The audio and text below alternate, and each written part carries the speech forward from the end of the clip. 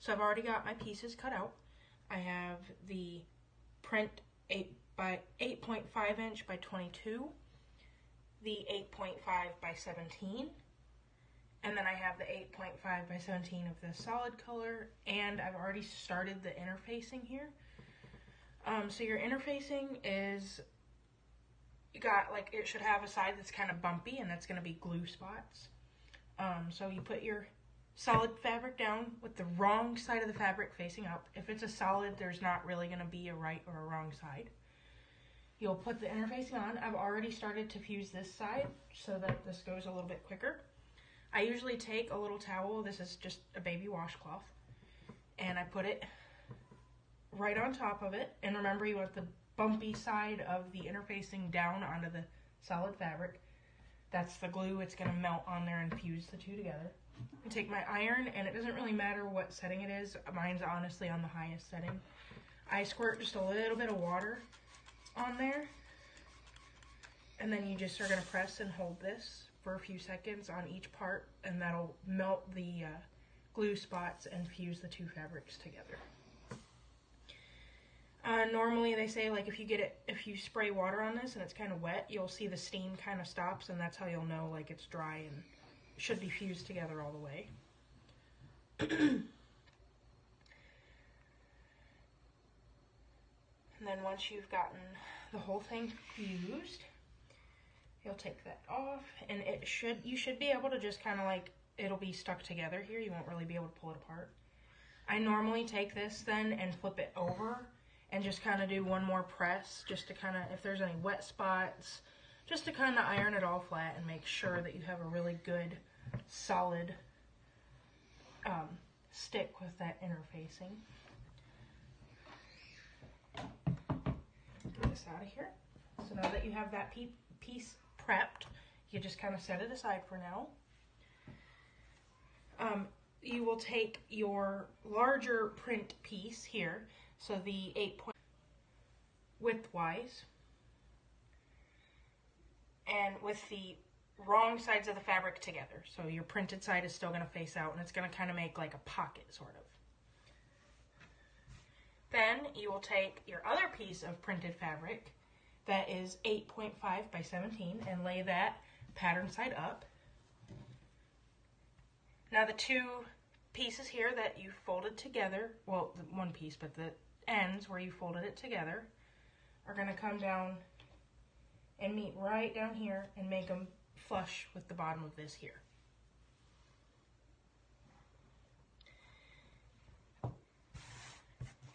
Then you are going to sandwich this piece that you just did with the interfacing will be facing up. And you just kind of sandwich that right down on top as well.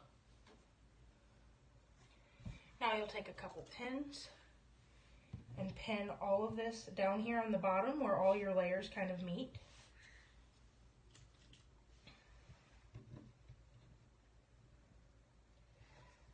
And you will want to pin all the way around.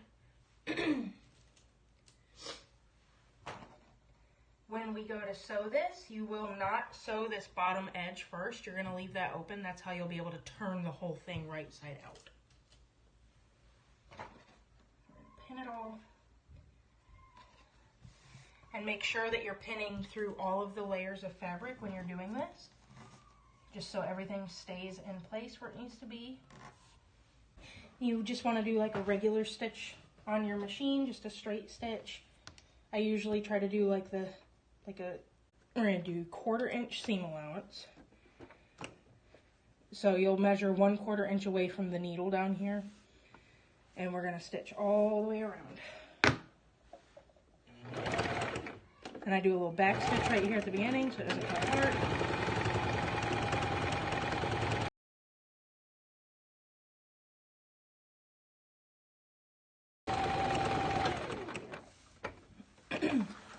Alright, cut your threads off. I got a few strings hanging off here. You can take your pins out of the end now because the whole thing should be stitched together.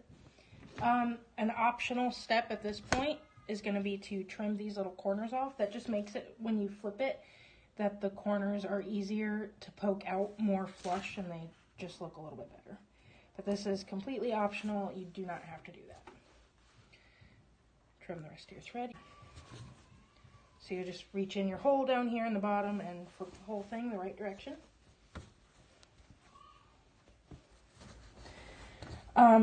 So I use chopsticks for this, but you can use like a dull pencil, or, I mean, your hand would work. This makes it a little easier. I use a chopstick. Just kind of reach down in here. It helps you reach these corners better to kind of poke them out and make them more square. You just want the whole thing to lay flat and nice and flush. So you'll poke out the corners.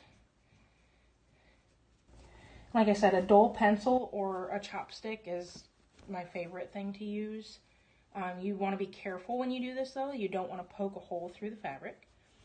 But once you've gotten that, this would be a good opportunity to iron this all flat if you wanted.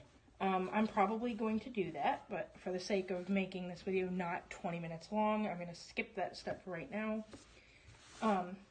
But if you ironed it all flat, it would make this next part just slightly easier.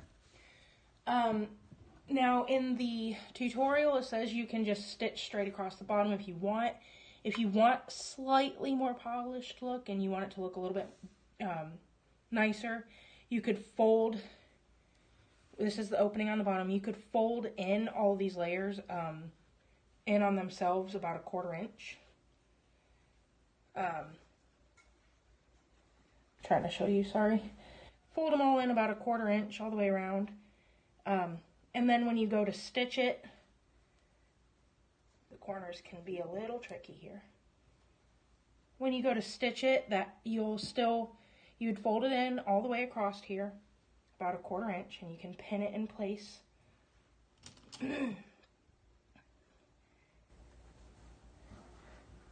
Like I said, the corners can be tricky. This is where an iron might make this just slightly easier. But you just fold this whole bottom edge in. About 1/4 inch is plenty. And you're more than welcome to iron this down, just so the fabric's not as tricky to work with here. And just pin it into place. You want to do that all the way across that bottom edge. Just about 1/4 inch or so. And this part doesn't necessarily have to be exact, and it's actually completely optional as well. You could just stitch straight across the bottom at the end, but that would cause a little bit of fraying. So that's why I'm preferring to do it this way. It just makes it slightly more polished, but definitely not a necessity. Right, so now that you've got that whole bottom edge kind of turned in and pinned in place, this is where you'll take it to your machine and do slightly less than 1/4 inch a stitch on here. It really depends on how much you were able to turn in on the bottom there. But since I only turned in about 1/4 inch, I'm going to do, you want to get really close to the edge. It's called an edge stitch. So you'll just set it as close as you can to the needle.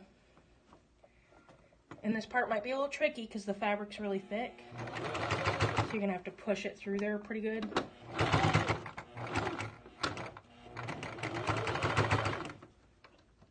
My machine does not like me right now.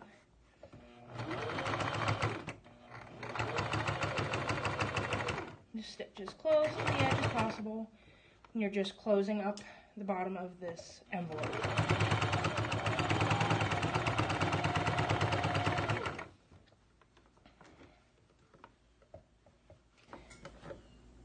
Make sure all your folds are still in place when you're doing this.